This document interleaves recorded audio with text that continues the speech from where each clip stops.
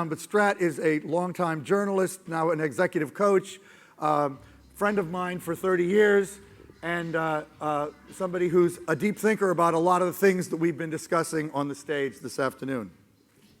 Thank you, David. So you look at an old dude like me and you expect him to tell you the world is going to hell, right? That's what I'm going to do. Might be different this time, though. Global warming, that thing seems to be real. And things are flying out of control in ways that really are a little bit different. You've noticed hurricanes, floods, tornadoes, mass extinctions, Amazon on fire, Mark Zuckerberg, microplastics, surveillance cams. I could give you a long list, but it would probably give you a stroke. You've probably noticed that it's accelerating. Look at Google. A couple of weeks ago, they're buying Fitbit. So now they've got your heartbeat. They know when you've got insomnia. Next thing you hear, Wall Street Journal, they've got 50 million Americans' health records with all their personal data about their health, their identity. By the way, they gathered this up without advising any of the 50 million individuals they were doing so. And you have like a 5-minute break, and then they're going into the checking account business, presumably with the surveillance thrown in for free. So give us a chance to catch our breath, guys. So here's the deal. What we're facing is not some super complex set of technical difficulties. It's one issue. We need to learn to control what we create. Humans have been tool makers for hundreds of thousands of years. Tools evolved into tech. Let me define tech as anything and everything built by humans, from a box of Frosted Flakes to the CERN particle accelerator. Now, the game has changed, I would argue, in 3 big ways. Number 1, 1945, nuclear bomb over Hiroshima. First demo of our capability to destroy ourselves at scale. Number 2, 1953, IBM 701, the commercialization of computers, an incredible accelerator of innovation. And number 3, right now, the digitization of everything pretty much complete. And that's put innovation into hyperdrive. So now, if you want to invent something without really giving too much thought about the consequences, you can just sit down at a computer in your underpants and invent it. Result, an explosion of invention. US patent grants in 1960, 50,000 a year. Last year, 340,000. More and more stuff is being made with every tick of the clock. Some portion of it is really, really bad. Some of it's intentionally bad, like nukes, weaponized viruses, the VX nerve agent that killed that Kim Jong-nam in Kuala Lumpur airport, you may remember. But even worse is the unintentional stuff. Ozone-eating chlorofluorocarbons, chemicals in the water supply.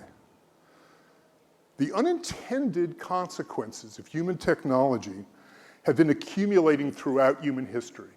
And for most of human history, it didn't matter at the planetary level. It was inconsequential. But as you've noticed, that is exactly what's changed. Now, when we burn down the Amazon, when we take a whole bunch of species into extinction, the impact is obvious.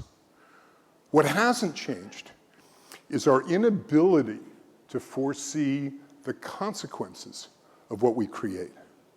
What hasn't changed is our fundamental inability to control what we create. Yep, we've avoided nuclear war so far, that's a win. We've cleaned up the environment some. But we are nowhere near keeping up with the hazards of what we're creating. The whole house of cards of the human enterprise is getting tippier every minute and more vulnerable to collapse. That's the pickle we're in, folks. We're creating more stuff than ever, faster and faster. What we're creating is more and more dangerous. And as a species, we have absolutely no idea what to do about it. Worse, we don't even really seem to care. Our lifetimes are so short. Unconsciously, all of us probably figure we'll be dead by the time it gets really bad. And so we all do next to nothing. The can gets kicked down the road. Bad things become worse, and the prospect of doom becomes more certain. It's not that we're bad people. We just don't live long enough to understand the consequences of our actions. Meanwhile, doom is scheduled to arrive early. Artificial general intelligence could be achieved as soon as the year 2030. And if that doesn't scare you, you probably haven't seen Soylent Green. Just wait till an independently conscious AI connects with, say, Google's 5 exabytes or so of data about nearly everyone on Earth. You and I may regret some of those emails we wrote at 3 o'clock in the morning. Depressed? Me too. But maybe, just maybe, there may be a way out of this mess. Humans can be a bit silly sometimes. Maybe just a teensy-weensy bit short of common sense. Show of hands.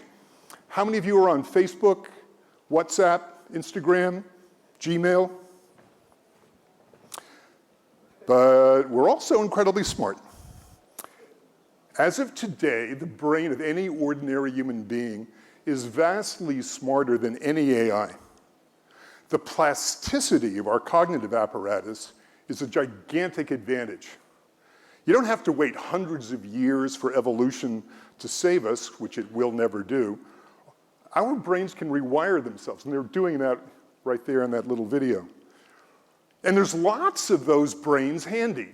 Last count, 7.7 billion of them. And here's one good thing that technology has done for us.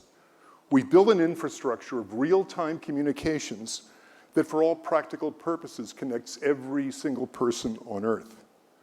So for the first time in history, we can connect.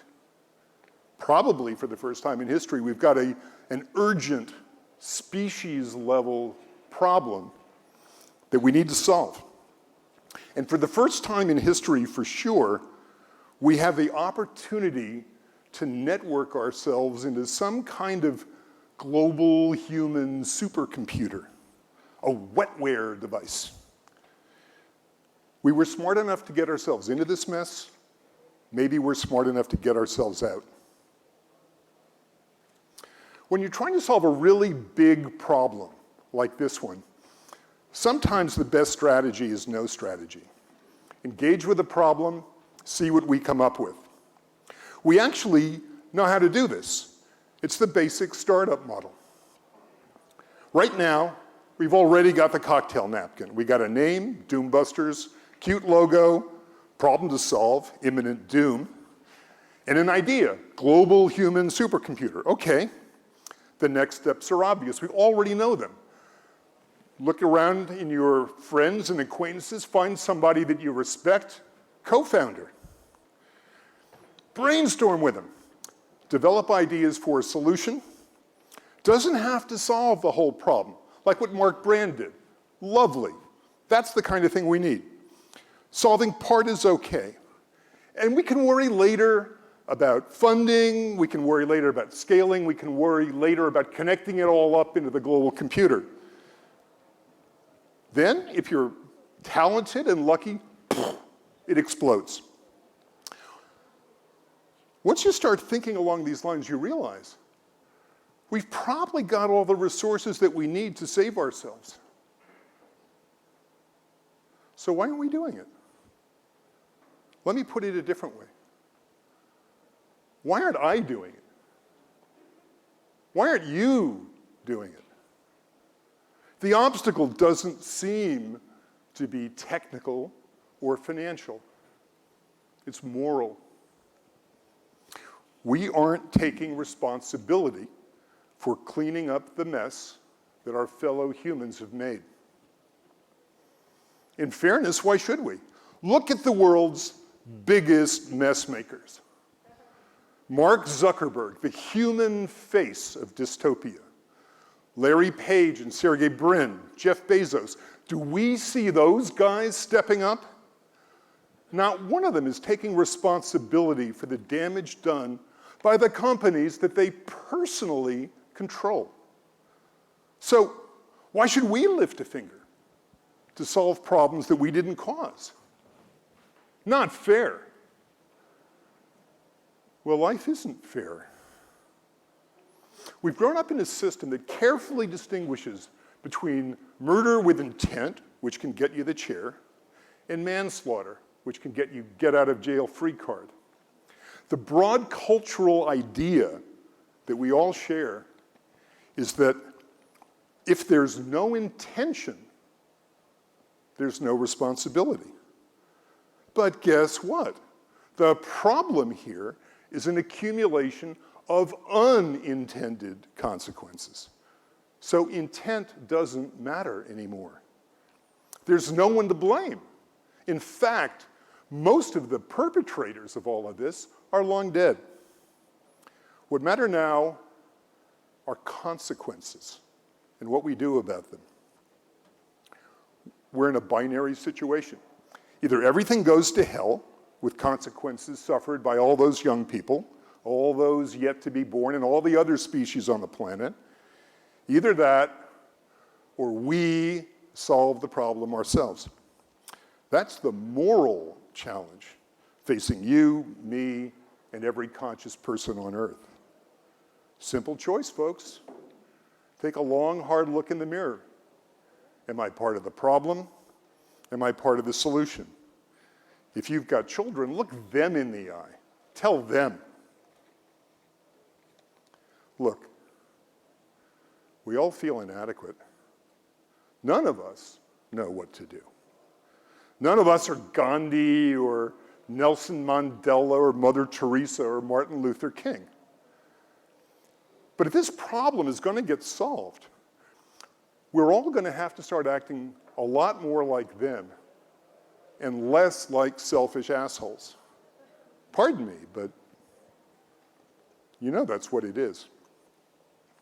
If you need a role model, look at Greta Thunberg, 16 years old, out there telling it like it is, inspiring millions. One person.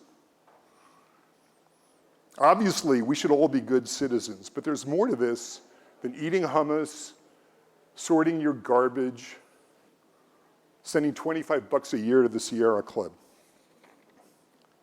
Table stakes for making a difference starts, I believe, with a personal awakening.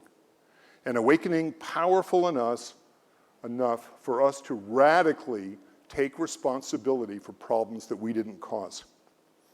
That's what heroes like Thunberg and Martin Luther King are doing. And the test of whether we're doing it or not is whether our behavior inspires other people to take more responsibility themselves. That's the only way this thing goes viral. Let's call this a global spiritual awakening. We know it has to be global to match the scale of the problem. We know awakening is necessary because if we don't grok the problem and the need to solve it, ain't nothing gonna happen. And I know the word spiritual sounds fruity, but let's be clear, I'm not talking about religion or any system of belief. I'm talking about taking responsibility. I'm talking about stepping up. I'm talking about being honest with ourselves about the stark moral choice we face. And make no mistake, Doing nothing is the definition of being part of the problem. Just taking responsibility for our own lives is spiritual awakening. And if you don't believe me, ask the Dalai Lama. I once heard him say, and I quote, "The key practice is the transformation of adverse conditions into favorable conditions." Now, when he says that, that implies that it's possible to transform adverse conditions into favorable conditions. So the basic guidelines are all perfectly well known.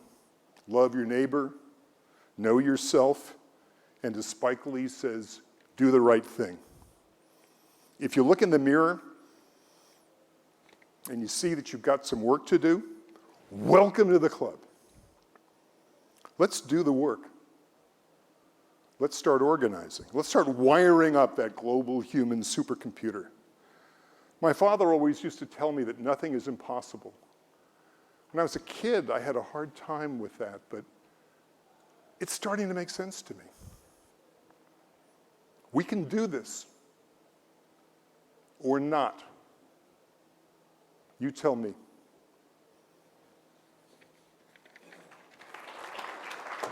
Thank you, Strat. Unfortunately, we actually have to wrap now. I apologize for that, but that was a great talk, a great bracing way to end. We are going to have four dinners starting at 7:30. Climate change is in Navio, which is right down that way. Health and wellness is in the observatory, which is on the far side of the hotel.